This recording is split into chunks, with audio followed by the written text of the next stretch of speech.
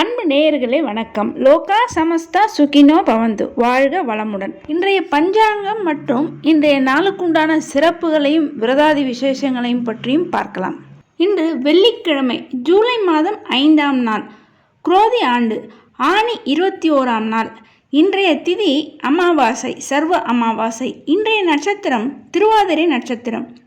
இன்றைய யோகம் சித்த யோகம். இன்று நாள் முழுவதும் சித்த யோகமாக இருக்கிறது. இன்றைய தினம் சந்திராஷ்டமம். விருச்சிக ராசிக்காரர்களுக்கு சந்திராஷ்டம நாளாக இன்றைய நாள் அமைகிறது. இன்றைய ராகு காலம் காலை 10:30 மணி முதல் நண்பகல் 12 மணி வரை. யமகண்டம் மாலை 3 மணி முதல் 4:30 மணி வரை. கூலிகை காலை 7:30 மணி முதல் 9 மணி வரை. இன்றைய நல்ல நேரம் காலை 6 மணி முதல் 9 மணி வரை. காலை 10 மணி முதல் 10:30 மணி வரை. நண்பகல் 1 மணி முதல் மாலை 3 மணி வரை. மாலை 5 மணி முதல் 6 மணி வரை. இரவு 8 மணி முதல் 11 மணி வரை. இன்றைய கிரக நிலவரம்: மேஷத்தில் செவ்வாய், ரிஷபத்தில் குரு, மிதுனத்தில் சூரியன், சுக்கிரன், சந்திரன், கடகத்தில் புதன், கன்னியில் கேது, கும்பத்தில் சனி, மீனத்தில் ராகு. இனி இன்றைய நாளுக்குண்டான சிறப்புகளையும் இன்றைய நாளின் விரதாதி விசேஷங்களை பற்றியும், மேலும் மிக முக்கியமாக இன்றைய தினம் அமாவாசை அன்று என்ன செய்யலாம் செய்யக்கூடாது என்பதை பற்றியும், இந்த அமாவாசை தினத்தில் அவசியம் சொல்ல வேண்டிய மந்திரத்தையும் பற்றியும் இப்போது பார்க்கலாம். இன்றைய தினம் சர்வ அமாவாசை. அமாவாசையும் திருவாதிரை நட்சத்திரமும் இணைந்து வரக்கூடிய இந்த நாள் மிக மிக சிறப்பான நாளாகும். மேலும் இன்றைய அமாவாசையானது உத்தராயண புண்ணிய காலத்தினுடைய கடைசி அமாவாசை. இந்த உத்தராயண புண்ணிய காலம் என்பது தேவர்களினுடைய பகல் பொழுதாகும். இந்த தேவர்களுடைய பகல் பொழுதானது இந்த ஆனி மாதத்தினுடன் முடிவடைகிறது. அதன் பிறகு தட்சிணாயன புண்ணிய காலம் என்பது ஆரம்பித்துவிடும். அதாவது சூரிய பகவான் தன்னுடைய வடக்கு நோக்கிய பயணத்தை, அதாவது உத்தராயண புண்ணிய காலம் என்று சொல்கிறோம் அல்லவா, அந்த வடக்கு நோக்கிய பயணத்தை முடித்து கொண்டு தட்சிணாயன புண்ணிய காலம் என்றால் சூரிய பகவான் தன்னுடைய பயணத்தை தெற்கு நோக்கி தொடங்கிவிடுவார். அதுதான் தட்சிணாயன புண்ணிய காலம். அமாவாசை திதியும் திருவாதிரை நட்சத்திரமும் இணைந்து வருவது மிக மிக சிறப்பான நாள். இன்றைய நாள் சிவபூஜை செய்வது, சிவ வழிபாடு செய்வது என்பது மிக சிறப்பான பலன்களை தரக்கூடியதாக அமையும். அமாவாசை என்றாலே முன்னோர் வழிபாடு. முதலில் முன்னோர் வழிபாடு, அதன் பின்பு குலதெய்வ வழிபாடு, அதன் பிறகு இன்றைய தினம் அவசியம் சிவபெருமானுக்கு உண்டான வழிபாடுகளை செய்வது என்பது மிக மிக அற்புத பலன்களை தரக்கூடியதாக அமையும். திருவாதிரை நட்சத்திரத்துடன் கூடிய இந்த அமாவாசை தினத்தன்று யார் ஒருவர் முறையாக திதி தர்ப்பணம் எல்லாம் முன்னோர்களுக்கு செய்கிறார்களோ அவர்கள் தொடர்ந்து 12 ஆண்டுகள் அந்த தர்ப்பணம் செய்த பலனையும் பாக்கியத்தையும் புண்ணியத்தையும் பெறுவார்கள். அதாவது தொடர்ந்து தர்ப்பணங்களை எல்லாம் முன்னோர்களுக்கு முறையாக செய்யாவிட்டால் ஜாதகத்தில் தோஷம் இருப்பதாக சொல்வார்கள். அவ்வாறு எந்தவித தோஷங்களாக இருந்தாலும் அவை அனைத்தும் இன்றைய நாளில் நீங்கள் செய்யக்கூடிய அந்த திதி, தர்ப்பணம், திலஹோமம் இவைகளினால் நிச்சயமாக அனைத்து வித தோஷங்களும் நீங்கி சுபிக்ஷம், அதாவது குடும்பத்தில் நல்ல சந்தோஷம், சுபிக்ஷம் என்பது உண்டாகும். இந்த அமாவாசை தர்ப்பணம் இவற்றையெல்லாம் அப்பா இல்லாதவர்கள், தந்தை இல்லாதவர்கள் மட்டுமே செய்ய வேண்டும். மற்றவர்கள் சாதாரணமாக இன்றைய நாளில் இறை வழிபாடு செய்வதன் மூலம், குலதெய்வ வழிபாடு செய்வதன் மூலமாகவே அவர்களுக்கு சகலவித சௌபாக்கியங்களும் உண்டாகும். இந்த அமாவாசை தினத்தில் தந்தை இல்லாதவர்கள் முறைப்படி ஒவ்வொரு மாதம் வருகின்ற இந்த அமாவாசை நாட்களில் திதி தர்ப்பணம் செய்து முன்னோர்களை முறைப்படி வழிபாடு செய்து வருவதால் குடும்பத்தில் நல்ல சுபிக்ஷங்கள் உண்டாகும். திருமண தடை, சுபகாரிய தடைகள் அனைத்தும் நீங்கும். மேலும் தேவையற்ற வீண் செலவுகள், விரயங்கள் அனைத்தும் விலகும். காரிய தடை என்பது முற்றிலுமாக நீங்கும். இந்த அமாவாசை நாட்களில் திதி தர்ப்பணம், அதாவது தந்தை இல்லாதவர்கள் நான் சொன்னவாறு ஒவ்வொரு அமாவாசை அன்றைய தினமும் செய்ய வேண்டும். அப்படி அவ்வாறு செய்ய இயலாதவர்கள் அன்றைய தினம் உங்கள் வீட்டிலேயே சிறிதளவு எள் கலந்த நீரை உங்கள் வீட்டு வாயிலில் வைத்து முன்னோர்களை மனதார நினைத்து நீங்கள் வழிபாடு செய்தாலே நீங்கள் அந்த திதி தர்ப்பணம் செய்த பலன் என்பது உங்களுக்கு வந்துவிடும். அது மட்டுமல்லாமல் அன்றைய தினம் எள் கலந்த உணவை நீங்கள் காகத்திற்கு வைப்பதன் மூலமாகவும், விலங்குகளுக்கு உங்களால் முடிந்த உணவை அளிப்பதன் மூலமாகவும் நீங்கள் இந்த திதி தர்ப்பணம் செய்த பலன் என்பது நிச்சயமாக முழுமையாக உங்களுக்கு வந்துவிடும். மேலும் முக்கியமாக அன்னதானம் செய்வது, அதாவது இயலாதவர்களுக்கு அன்னதானம் என்றால் யாருக்கு உணவு இல்லை என்று இருக்கிறார்களோ அவர்களுக்கு நீங்கள் அன்றைய தினம் உங்களால் முடிந்த உணவுகளை அளிப்பது, இவையே நீங்கள் இந்த திதி தர்ப்பணம் செய்த பலனை உங்களுக்கு முழுமையாக தரக்கூடியதாக அமையும்.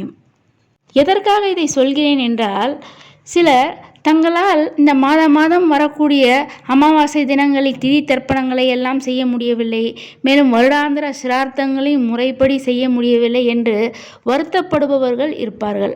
அதாவது அவர்களுடைய வாழ்க்கை சூழ்நிலை காரணமாக சிலரால் இவற்றையெல்லாம் முறைப்படி செய்ய முடியாதபடி ஒரு சூழ்நிலை என்பது இருக்கும். அவர்களும் இந்த உத்தராயண புண்ணிய காலத்தினுடைய கடைசி அமாவாசை, அதுவும் திருவாதிரை நட்சத்திரத்துடன் இணைந்து வரக்கூடிய இந்த நாளில் நீங்கள் செய்யும் இந்த திதி தர்ப்பணமானது 12 ஆண்டுகள் நீங்கள் தொடர்ந்து திதி தர்ப்பணம் செய்த பலனை நிச்சயமாக உங்களுக்கு தரக்கூடியதாக அமையும். இந்த நாளிலும் உங்களால் செய்ய முடியவில்லை என்றாலும் நான் சொன்ன இந்த எளிய வழியை நீங்கள் எளிதாக பின்பற்றலாம். அதாவது உங்கள் வீட்டில் வாயிலில் ஒரு டம்ளர் நீரில் சிறிதளவு எள் கலந்து வைப்பதும், காகத்திற்கு எள் கலந்த அன்னத்தை வைப்பதும், முன்னோர்களை நினைத்து நீங்கள் மனதார வழிபாடு செய்வதும், இதை எளிமையாக யாராக இருந்தாலும், எந்த சூழ்நிலையில் இருந்தாலும், வெளிநாட்டில் இருந்தாலும் அனைவராலுமே இதை எளிதில் கடைபிடிக்க முடியும். அதனால்தான் உங்களுக்கு இந்த பதிவில் இதை முக்கியமாக நான் சொல்கிறேன். எனவே இதை கடைபிடித்து முன்னோர்களினுடைய பரிபூர்ண ஆசீர்வாதத்தை பெற்று சகலவிதமான செல்வ வளங்களையும் சுபிக்ஷத்தையும் நிச்சயம் இந்த நாளில் நீங்கள் பெற வேண்டும். அடுத்ததாக, இந்த அமாவாசை தினத்தில் நீங்கள் அனைவரும் அவசியம் சொல்லி வழிபாடு செய்ய வேண்டிய சக்தி வாய்ந்த அந்த மந்திரத்தை இப்போ ஸ்க்ரீனில் பார்க்கலாம். மூலதோ பிரம்ம ரூபாய மத்தியதோ விஷ்ணு ரூபினே அக்ரத சிவரூபாய விருக்ஷ ராஜாயத்தே நமக. இந்த அமாவாசை தினத்தில் அருகிலுள்ள ஆலயங்களில் அரச மரத்தை காலையில் நீங்கள் பிரதட்சணம் செய்து வழிபாடு செய்யும் போது அவசியம் இந்த மந்திரத்தை நீங்கள் சொல்லி வழிபாடு செய்ய வேண்டும். அரச மரத்திற்கு அதிகப்படியான நேர்மறை ஆற்றலை தரக்கூடிய சக்தி என்பது உண்டு. இந்த அரச மரத்தை நாம் சுற்றி வருவதனால் நமக்கு நல்ல மன அமைதி, மன நிம்மதி என்பது உண்டாகும். இந்த அரச மரத்தில் பிரம்மா, விஷ்ணு, சிவபெருமான் வாசம் செய்வதாக ஐதீகம். அரச மரத்தினுடைய அடியில் பிரம்மாவும், நடுவில் விஷ்ணுவும், முடியில் சிவபெருமானும் வாசம் செய்வதாக சாஸ்திரம் சொல்கிறது. மும்மூர்த்திகளின் அம்சமான இந்த அரச மரத்தை இந்த அமாவாசை தினத்தில் நாம் அவசியம் வழிபாடு செய்து அந்த அரச மரத்தை பிரதட்சணம் செய்து வந்தால் நிச்சயமாக நம்முடைய கஷ்டங்கள், துன்பங்கள், பாவங்கள் அனைத்தும் நீங்கும். தினமுமே அரச மரத்தை வழிபாடு செய்வது, பிரதட்சணம் செய்வது என்பது மிக சிறப்பானதாகும்.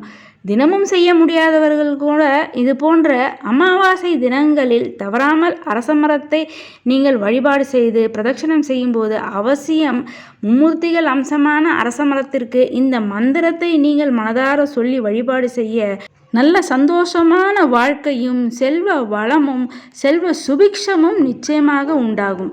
இனி அமாவாசையில் நாம் என்னெல்லாம் செய்யலாம் என்பதை பற்றி பார்க்கலாம்.